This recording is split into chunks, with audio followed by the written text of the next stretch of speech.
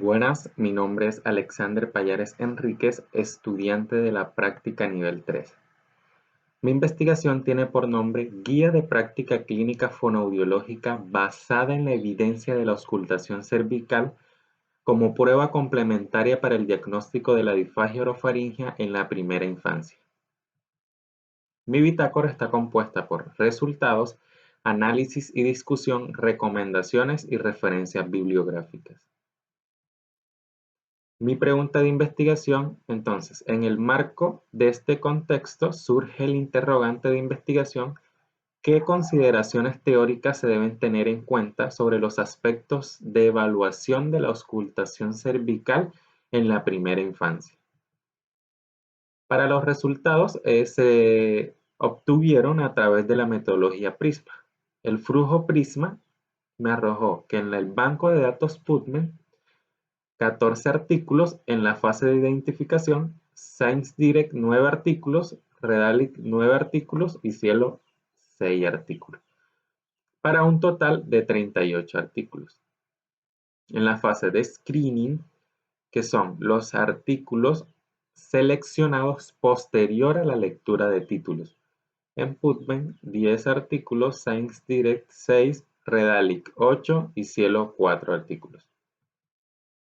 En la fase de elegibilidad, que son los artículos seleccionados posterior a la lectura completa de estos artículos, entonces PubMed 8, ScienceDirect 5, Redalyc 7 y Cielo 3.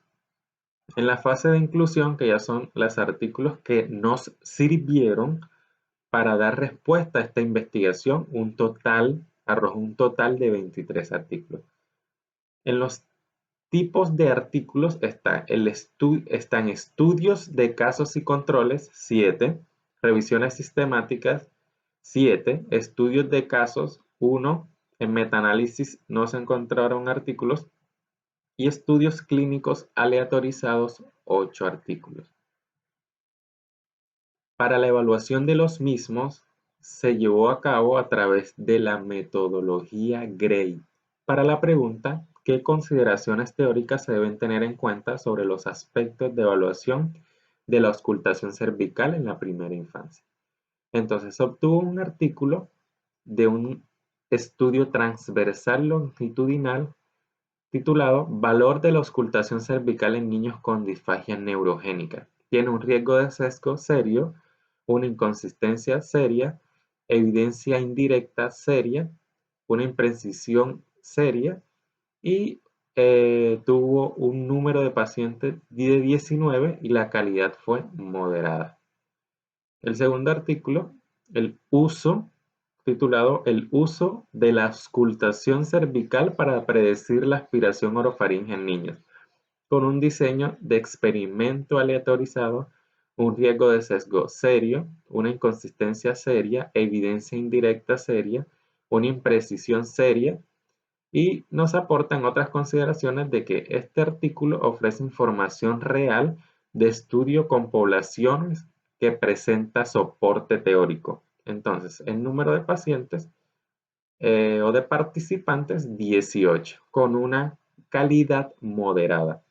En cuanto al tercer artículo, titulado Consideraciones de señales de auscultación cervical y técnicas de procesamiento de señales, con un estudio transversal longitudinal, tiene un riesgo de sesgo serio, una inconsistencia seria, una evidencia indirecta seria, una imprecisión seria, y como consideraciones nos aporta de que este estudio es de tipo objetivo, ya que genera datos objetivos reales del estudio, con un número de pacientes de 22 y una calidad moderada. El cuarto artículo, titulado Las características de la señal de auscultación cervical, refleja el desplazamiento vertical y horizontal del hueso yoides, con un diseño de estudio observacional con un riesgo de sesgo muy serio, una inconsistencia muy seria, una evidencia indirecta muy seria y una imprecisión seria. Su calidad fue muy baja. En este caso no se obtuvieron número de pacientes, no especificaba número de pacientes. El quinto artículo, titulado Factor que incide en el registro acústico de la deglución, tiene un diseño exploratorio de mediciones repetidas. Su calidad es muy baja y tampoco especifica el número de pacientes, ¿sí? Entonces, ya pasando al análisis y discusión, tenemos de que la auscultación cervical se define como el empleo de un dispositivo de audición para evaluar los sonidos de la deglución. Esto incluye sonidos predeglución, postdeglución y aquellos diferentes de la vía aérea, como la tos y el aclaramiento de la garganta. Este método ofrece un puente entre el examen clínico y abordajes instrumentales de la misma. Además, nos aporta información adicional sobre la deglución en su fase faríngea.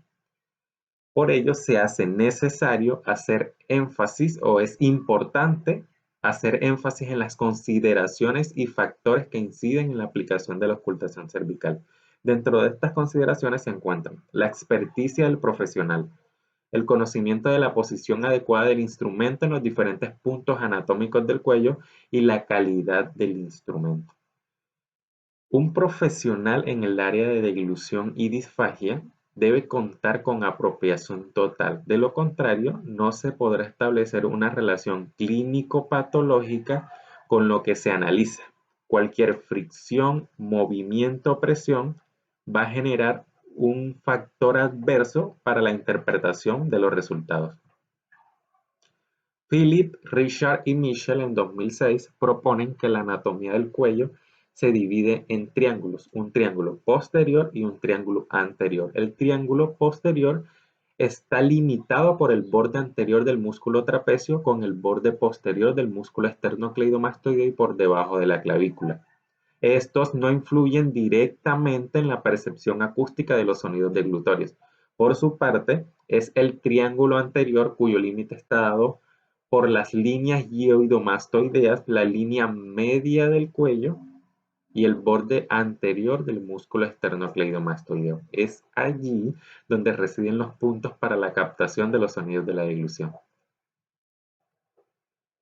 Takahashi, Groher y Mishi en 1994 fundamentan a nivel anatómico el posicionamiento de 24 puntos que podían ser identificados con el estetoscopio a nivel del cuello, pues para la obtención de los sonidos acústicos.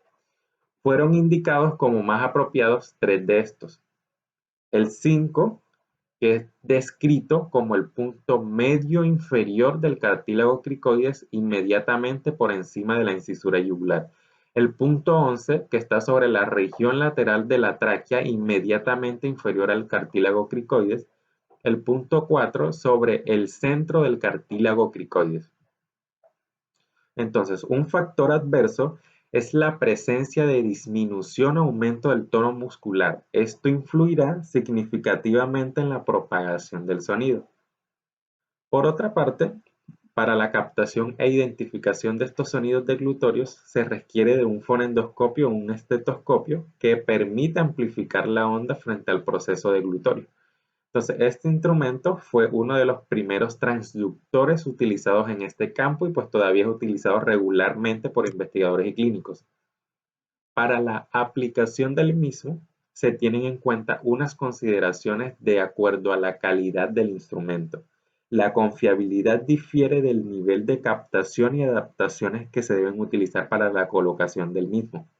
Un factor adverso estará determinado por el tamaño de la cápsula del fonendoscopio, ya que a mayor tamaño habrá mayor dificultad en la captación de estos sonidos deglutorios, y más si es en primera infancia. Ya pasando a las recomendaciones, grados de recomendación y los niveles de evidencia, la primera recomendación es que se hace necesario la experticia del profesional de los disturbios de la deglución, dado que la evaluación instrumental de la auscultación cervical, por ser subjetiva, entonces podría mostrar inconsistencias en la interpretación del resultado. Este tiene un nivel de evidencia 1B y un grado de recomendación A.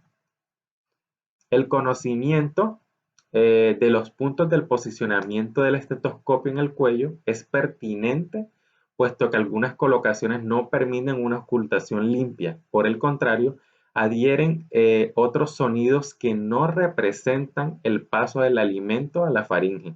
Se consideran importantes entonces, como anteriormente se había descrito, el punto 4, que está sobre el centro del cartílago cricoides, el 5, descrito por el punto medio inferior del cartílago cricoides, inmediatamente por encima de la incisura yugular, y el 11, que está sobre la región lateral de la tráquea, inmediatamente inferior al cartílago cricoides. Tiene un nivel de evidencia de 2, y un grado de recomendación A. Es fundamental también, una vez iniciado el procedimiento, el evaluador deberá mantener el instrumento en el cuello hasta después de la ingesta, dado que algunos pacientes con alteraciones neurológicas, los signos sugestivos de penetración y aspiración se evidencian luego de haber tragado. Tiene un nivel de evidencia 2 y un grado de recomendación A. Es importante también que durante la evaluación de la ausculta no se hagan presiones sobre el cuello, ya que esto podría influir en el desequilibrio de las estructuras y cambiar pues la dinámica de esta deglución. De igual forma, evitar cualquier fricción con el instrumento para no ocasionar ruidos auscultables que muestren sonidos agregados en los resultados. Tiene un nivel de evidencia 2 y un grado de recomendación B. Y por último, la dimensión capsular del estetoscopio podría alterar la condición de la postura cervical en los niños, debido a que a mayor tamaño habrá mayor dificultad en la ejecución. Por ello es importante la utilización de estetoscopios pediátricos en la primera infancia en función a las dimensiones cervicales. Este tiene un nivel de evidencia 3 y un grado de recomendación B. Esta fue toda mi investigación y muchas gracias.